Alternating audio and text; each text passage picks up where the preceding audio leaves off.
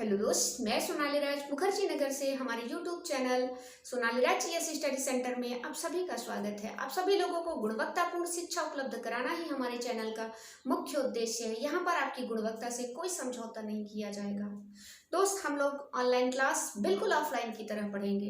आप किसी भी प्रतियोगी परीक्षा की तैयारी कर रहे हैं या फिर आप तैयारी नहीं भी कर रहे हैं, आप भारत के नागरिक हैं और अपने देश के संविधान के बारे में जानना चाहते हैं, तो हमारा ये वीडियो आप लोगों के लिए बेहद सार्थक एवं उपयोगी है। तो बिना देर किए हुए हम लोग अपने टॉपिक की तरफ चलते हैं। पिछली वीडियो में हम लोगों ने संविधान सभा के गठन में जो है संविधान सभा की मांग के बारे में पढ़ा था, जो कि पार्ट 1 था। पार्ट 2 में भी हम लोग संविधान सभा की मांग के बारे में ही पढ़ेंगे। इसमें हम अगस्त प्रस्ताव और कृष्ण प्रस्ताव के बारे में देखेंगे, फिर उसके बाद हम कैबिनेट प्रस्ताव के बारे में देखेंगे। तो दोस्त, पार्ट 1 के लास्ट में हम लोगों ने देखा था 1938 ईस्वी में पंडित जवाहरलाल नेहरू ने कहा था कि भारत में संविधान सभा का निर्माण वैध मताधिकार के आधार पर चुनी गई संविधान सभा के द्वारा किया जाएगा। इसमें बाहरी व्यक्ति का कोई हस्तक्षेप नहीं होगा। फिर उसके बाद अंतर्राष्ट्रीय जगत में एक घटना होती है, यानी द्वितीय विश्व युद्ध प्रारंभ हो जाता है। ध्यान दीजिएगा, द्वितीय विश्व युद्ध 1 सितंबर 1939 ईस्वी को जर्मनी ने पोलैंड पर आक्रमण किया था। इसी के साथ द्वितीय विश्व युद्ध प्रारंभ हो जाता है। फिर उसके 2 दिन बाद यानी 3 सितंबर 1939 ईस्वी को ब्रिटेन, जिसके हम गुलाम रहे हैं, जिसके हम गुलाम थे उस समय, ब्रिटेन ने जो है जर्मनी के विरुद्ध युद्ध की घोषणा कर दी। ठीक है, ध्यान दीजिएगा, द्वितीय विश्व युद्ध में जो है जर्मनी, जापान और इटली एक तरफ थे, इधर ब्रिटेन, अमेरिका, रूस, चीन, स्पेन और पोलैंड एक तरफ थे।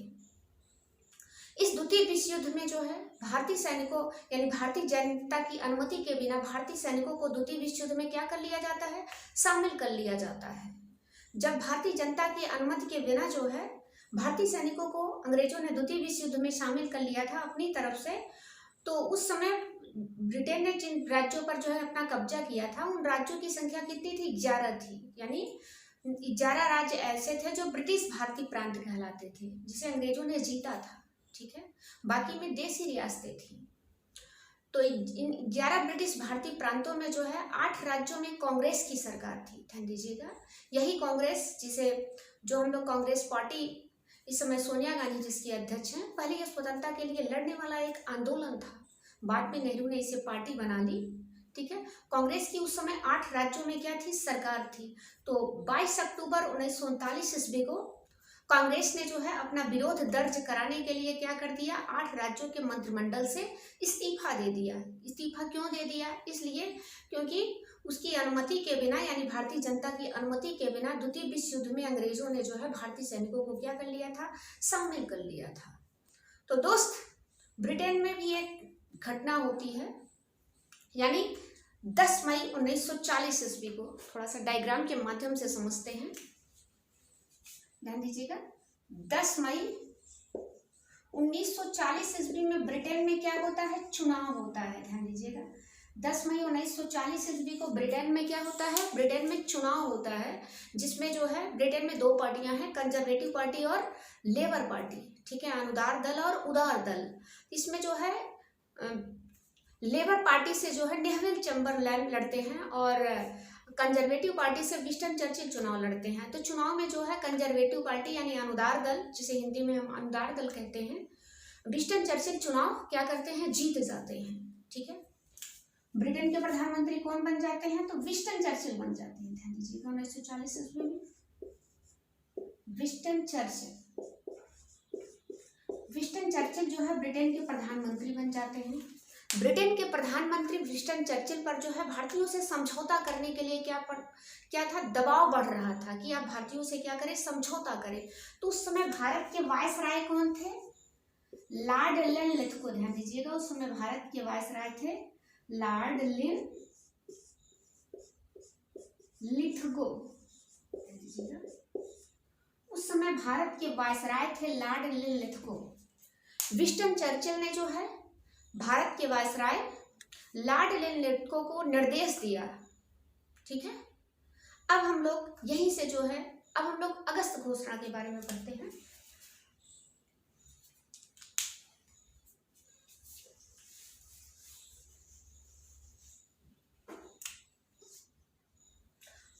अगस्त 1940। अगस्त प्रस्ताव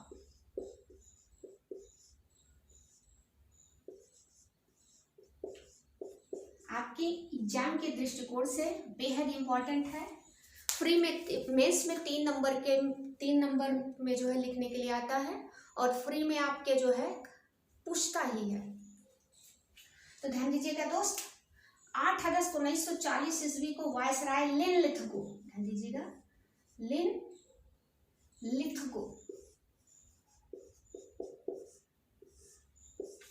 8 अगस्त 1940 ईस्वी को वायसराय लिनलिथगो ने भारतीयों के समक्ष एक प्रस्ताव पेश किया, जिसे हम किस नाम से जानते हैं, जिसे हम अगस्त प्रस्ताव के नाम से जानते हैं।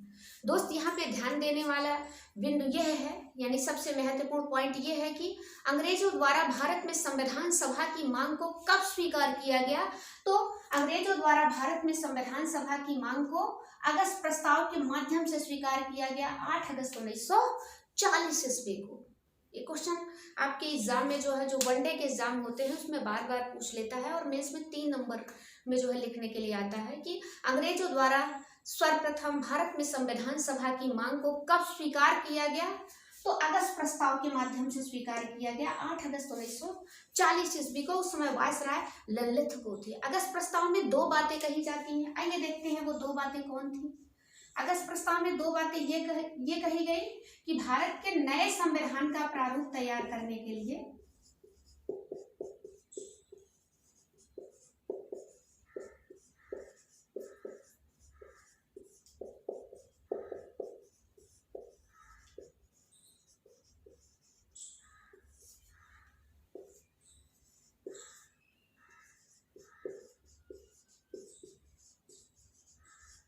डोमिनियन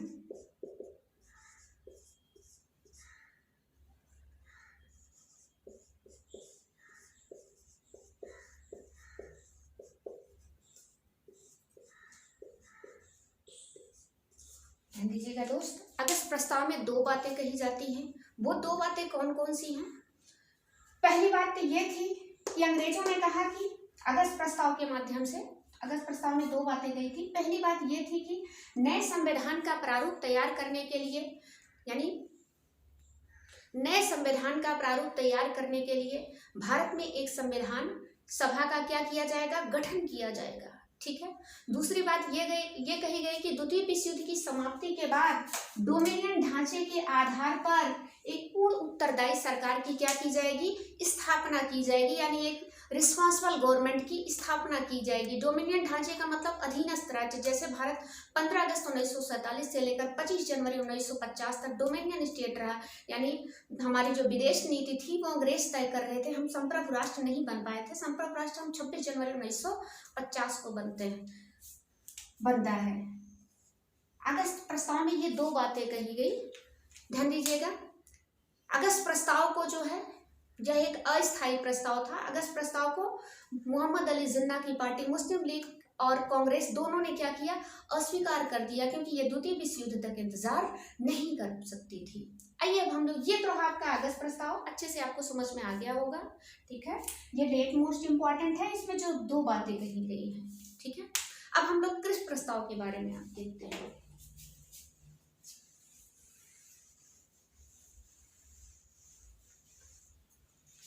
हम देखते हैं 1942 तक आते आते ब्रिटेन और उसके मित्र राष्ट्रों की स्थिति क्या हो जाती है। उसमें द्वितीय विश्व चल रहा होता है, ध्यान दीजिएगा, द्वितीय विश्व चल रहा था।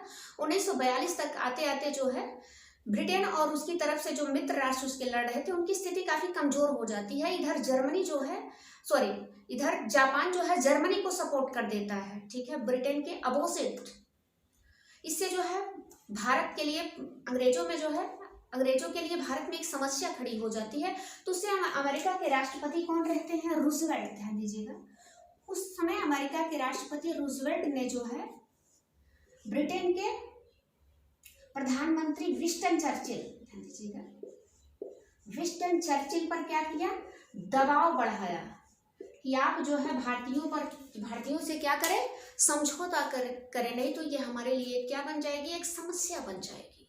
ठीक है, तो ब्रिटेन के प्रधानमंत्री विंस्टन चर्चिल ने क्या किया, भारतीयों से समझौता करने के लिए अपने एक मंत्री स्टैफोर्ड क्रिप्स, ध्यान देना, अपने एक मंत्री स्टैफोर्ड क्रिप्स को क्या किया, भारत में भेजा। स्टैफोर्ड क्रिप्स को भारत भेजा। भारत आने पर जो है ये इन्होंने एक प्रस्ताव तैयार किया, ठीक है। ये कहने का मतलब ये अपने साथ एक प्रस्ताव लेकर आए जिसे क्रिप्स प्रस्ताव के नाम से जाना जाता है। आइए देखते हैं क्रिप्स प्रस्ताव में क्या क्या बातें थी।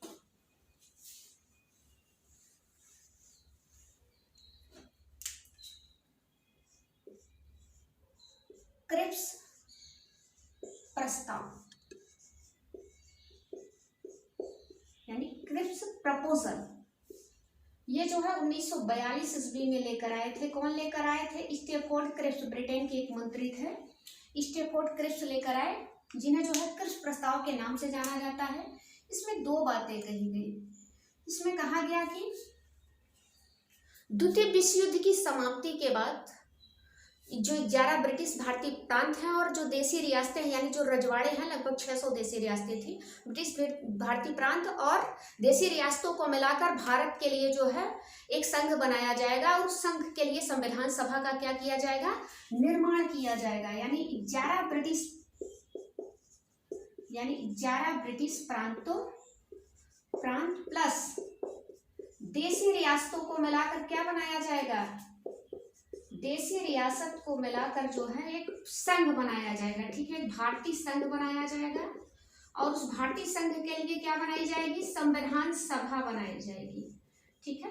उस भारतीय संघ के लिए एक संविधान सभा बनाई जाएगी। और दूसरी बात ये कही गई इसमें कि जो ब्रिटिश भारतीय प्रांत यानी जो 11 ब्रिटिश प्रांत हैं और जो देसी रियासतें हैं, उनकी मर्जी वो भारतीय संघ में शामिल हो या ना हो, वो अपने लिए एक संविधान सभा का निर्माण कर सकती हैं। ध्यान दीजिएगा दोस्त, यानी बंटवारे के बीच इसमें भी थे, क्योंकि देसी रियासतों और ब्रिटिश भारतीय प्रांतों को जो है छूट दे दी गई कि आप भारतीय संघ में शामिल हो या ना हो, या फिर आप अपना एक अलग संविधान बना सकते हैं। क्रिप्स मिशन भी क्या हो जाता है, फेल हो जाता है, क्योंकि इसमें जो है पाकिस्तान का जिक्र नहीं था, इसलिए जिन्ना जो है सबसे पहले भाग खड़े हुए। उसके बाद जो है कांग्रेस जो थी वो द्वितीय विश्व युद्ध तक इंतजार नहीं कर सकती थी, इसलिए क्रिप्स मिशन प्रस्ताव भी क्या हो जाता है, फेल हो जाता है, ठीक है। क्रिप्स प्रस्ताव को महात्मा गांधी ने, मोस्ट इंपॉर्टेंट ध्यान दीजिएगा, एम के गांधी साथ में, महात्मा गांधी ने जो है क्रिप्स प्रस्ताव को, इनका स्टेटमेंट एग्जाम में अक्सर पूछता है, उत्तर दिनांकित चेक कहा, ध्यान दीजिएगा, उत्तर दिनांकित चेक। इंग्लिश में इसको हम कह सकते हैं पोस्ट डेटेड चेक।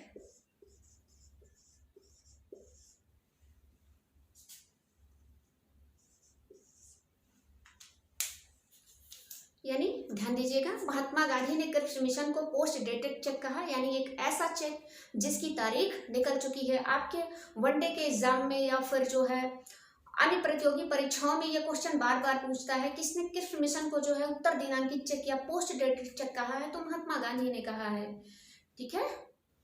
फिर उसके बाद 2 सितंबर 1945 ईस्वी को द्वितीय विश्व युद्ध क्या हो जाता है, समाप्त हो जाता है। तो ब्रिटेन में फिर चुनाव होता है, ठीक है। तो क्लीमेंट एटली जो है ब्रिटेन के प्रधानमंत्री बनते हैं। तो क्लीमेंट एटली जो है वो जो है भारत में सत्ता को सौंपने के लिए, संविधान सभा के गठन के लिए अपने 3 मंत्रियों को भारत भेजा, जो भारत पहुंचने पर जिन्हें जो है कैबिनेट मिशन के नाम से जाना गया। तो दोस्त, कैबिनेट मिशन के बारे में हम पार्ट 3 में पढ़ेंगे, वहां पे अच्छे से हम लोग पढ़ेंगे पार्ट 3 में। पार्ट 2 में सिर्फ इतना ही, ठीक है। तो हमारा वीडियो यही तक। जाते जाते आपसे यही कहेंगे कि वीडियो अगर आपको पसंद आया हो तो आप उसे, अगर आप हमारे चैनल पर नए हैं तो आप उसे सब्सक्राइब कर लें, लाइक कर लें और शेयर कर लें। अगर आपने सब्सक्राइब किया है तो आप उसे शेयर कर लें और लाइक कर लें और कमेंट भी करें, ठीक है।